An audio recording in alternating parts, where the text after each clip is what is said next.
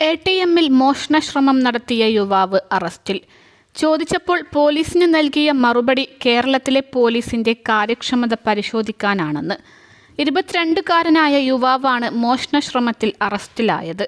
Gulf പോലീസാണോ Kerala പോലീസാണോ മികച്ചത് എന്നായിരുന്നു മൊഗ്രാൽ കൊപ്പളത്തെ AM മൂസ ഫഹദിന് അറിയേണ്ടിയിരുന്നത്.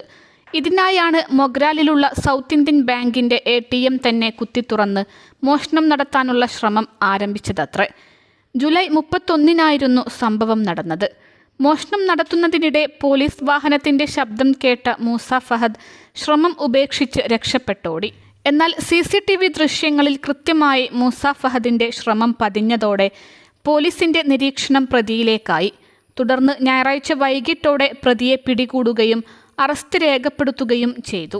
4 വർഷമായി ഗൾഫിലായിരുന്ന പ്രതി നാട്ടിൽ വന്നതിനു ശേഷം ജോലിയൊന്നുമില്ലാതെ കറങ്ങി നടക്കുകയായിരുന്നുവെന്നും റോബിൻഹുഡ് സിനിമകളുടെ ആരാധകനായ യുവാവിന്റെ ലക്ഷ്യം പോലീസിന്റെ മികവ് പരിശോധിക്കുകയായിരുന്നുവെന്നും പോലീസ് പറഞ്ഞു. ഇതിനായി സ്വന്തം നാട്ടിലുള്ള ATM തന്നെ പ്രതി തിരഞ്ഞെടുത്തു. അറസ്റ്റ് ചെയ്യുമ്പോൾ യുവാവിന്റെ കയ്യിൽ കത്തിയുണ്ടായിരുന്നു. മോഷണശ്രമത്തിന് ഉപയോഗിച്ച മുട്ടി, സ്ക്രൂ ഡ്രൈവർ എന്നിവയും പ്രതിയുടെ വീട്ടിൽ നിന്ന് പോലീസ് കണ്ടെടുത്തു.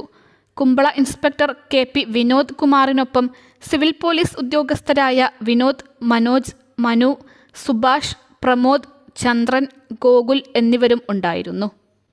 അൽസലാമ ഐ ഹോസ്പിറ്റൽ 21 ലക്ഷത്തോളം സന്തുഷ്ടരായ ഉപഭോക്താക്കളും 2 ലക്ഷത്തോളം തിമിര ശസ്ത്രക്രിയകളും പൂർത്തിയാക്കിയ മലബാറിലെ ഏക കണ്ണാശുപത്രി. ലോകോത്തര നിലവാരമുള്ള ചികിത്സാ സംവിധാനങ്ങൾ, എല്ലാ നേത്രരോഗ ചികിത്സാ സൗകര്യങ്ങളും വിദഗ്ധരായ ഡോക്ടർമാരുടെ മേൽനോട്ടത്തിൽ.